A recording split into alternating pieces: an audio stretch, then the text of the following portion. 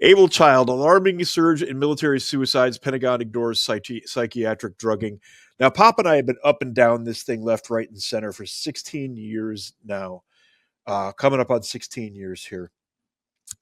And we know that it started out as, what was it, 44 try or 46 try and 22 a day. succeed. And now it's up to 44. Yeah, it is just about doubled. With so much news about the recent presidential election taking up most of the news cycle, the Department of Defense annual report on suicide for 2023 was released and unfortunately summarily ignored. We actually got information. We got raw data back in 2017 from somebody who worked at the St. Louis Center. Graves and registration. And showed at Graves and registration. And we were able to show exactly where the suicides were, which ranks it was. It was primarily E4 to E6. Correct. And you could see the patterns when you lined it up with the big deployments to overseas. And when we started to run those up against divorce patterns and everything, 70%. Everything lined up. Yep. Literally all of it lined up like it was planned that way or something. Is a terrifying thing. Mm-hmm. Suicides among active duty military personnel are at all-time highs, and according to a USO report, they're a useless organization. Yes, they are. Some branches of the armed forces are experiencing the highest rate of suicide since before World War II. These data become even more startling when no one understands that the same USO research reveals that military suicide rates are 4 times higher than deaths that occurred during military operations. By 2021, the data revealed that since 9/11, 30,177 of our brothers and sisters checked out. And what is that? 30,000. And what time frame? Since 9/11. Actually, if you that's amateur numbers. No, I'm sure that this is what their report came up with.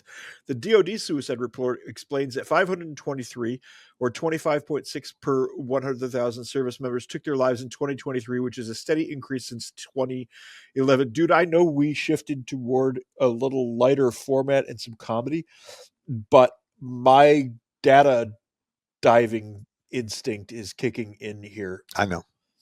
After the new year. Let's rip this apart. We'll rip this shit apart here. It's difficult to understand how the nation's military personnel are killing themselves in ever-increasing numbers when at the same time mental health resources have steadily increased.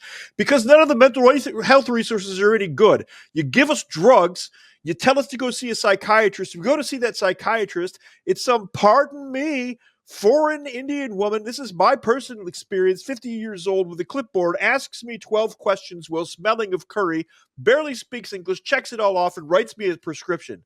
And I know that I'm not unique. Yeah. That's the mental health resources you've been giving us. So these are for you, okay? Yeah, okay, stop right there. I'm mad. Sorry. It's all good. I have literally watched, in desperation from the background, as our military and our government has spent billions upon billions of dollars to hire an army of counselors and shrinks and stock their pharmacies with said head meds. And they are not even touching the numbers because the problem that the soldiers are having can't be cured with a pill. And it sure as shit is not going to be cured by some individual who has all of the alphabet markers behind their name to say they're an expert when they're not. And they're literally doing fuck all. I would literally rather go do 2 more winters in Chorwan sector than go to a VA psychiatrist. Yeah, and listen, in 16 years, we've been doing this. We've got 553 lives on the board.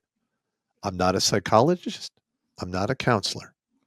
I'm just the motherfucker was in the trenches. I've literally been in this culture war since I was a private because I've seen soldiers get their lives and careers ripped apart over baseless accusations and bullshit.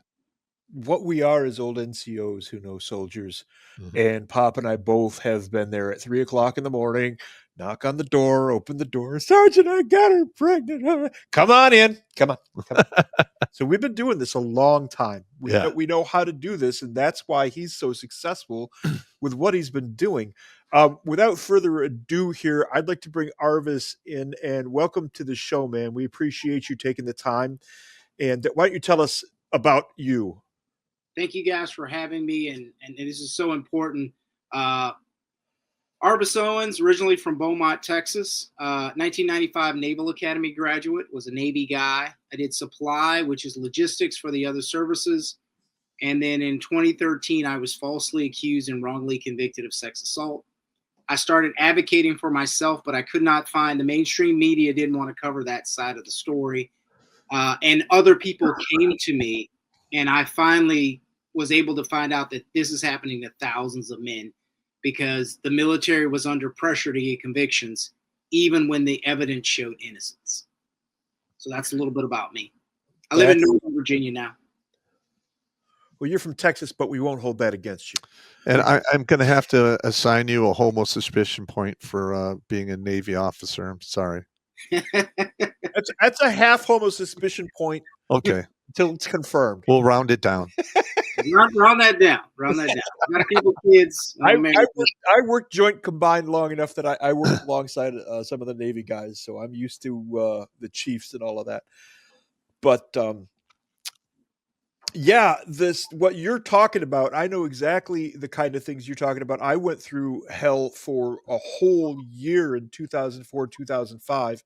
When a brigade headquarters company first sergeant decided he needed access to my wife and basically proceeded to do all kinds of things that are illegal and he should have been in prison for, like search my computer after having me removed from my quarters, questioning a foreign minor child by himself when he had no authority or ability to do any of that stuff. The list just went on and on. I'm still to this day, 20 years later, finally getting some of the final pieces from that.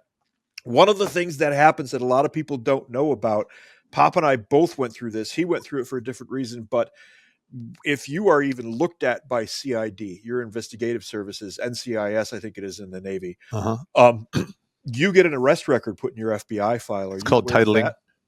Are you titled? Yeah, I'm titled. Yeah, you're titled for something else entirely, though. That was the recruiting thing. Did you get titled, Arvis? Yes, of course. And Battledorf, I want to share with your listeners, we've got men who went to court-martial, got found not guilty of everything, was allowed to retire and get out honorably, and they're still titled. So what we're telling people is, even if you get out of the charges, you think you're out, you'll be titled in that FBI database. Yeah. And to a future employer, it'll look like you were found guilty of what they said you did, even though you were exonerated. That's correct. In 2015, I applied for a CCW. Everybody here in Michigan carries. It's just everybody carries here. And I get a call from the sheriff's department. They want to know why I have an arrest record for child pornography. Wow. In my FBI file. I had never been told about it. I had never been told that titling would happen. I had never had any charges against me.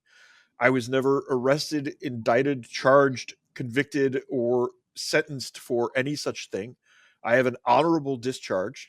My DD 214, block 24, says character of discharge, honorable. And they put it there anyway. I have beaten all of the crap that guy had thrown at me, and they still put it there anyway. And I have... to this day, I still have that. Arvis, I'm just going to go over my situation. It's not egregious as that, but back in the let's say 2006 through 2010, they had the AR RAP and GRAP programs where you get a person, you put their name into the system, and if they go to basic and make it, you get an X amount of dollars. Well, I used to be a mortgage broker. And that was like $2,500. That's a pretty good payday, especially when you're paying child support. So I handled it like I would my mortgage business. I set up a booth north and south of Detroit at the Gibraltar Trade Centers. I literally talked to individuals, got them talking if they want to go in the military. I got their address, their name, their soch. That's all you really needed to put them in the system. And I informed them they'd be getting a call from a recruiter. I put in, like, I think 8 or 9 guys over that time frame, and many more that I didn't get paid for, because I always put people in the system if, to change their lives around. So, 5 or 6 years later ish, like 2015, apparently they called some of these guys that I put in. They didn't remember my name. They assumed it was fraud. And I literally had to go to I went to CID on Fort Drum. I was ordered to attend since I was on active duty. Not a big deal. And they took DNA, fingerprints, and my picture. And, apparently that got me titled. Yep. Now, all you have to do is have contact. Now, I fought tooth and nail. I got a civilian attorney. I pleaded my case. And they literally made my civilian attorney sign a non-disclosure agreement not to share the information with me directly. Wow.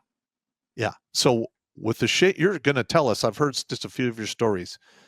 If it could happen to me, a triple-tabbed, former first sergeant, highly decorated individual, what chance do you think you're going to have as an E4 in any of the services? I was a $3 million staff sergeant, and they threw you away like nothing.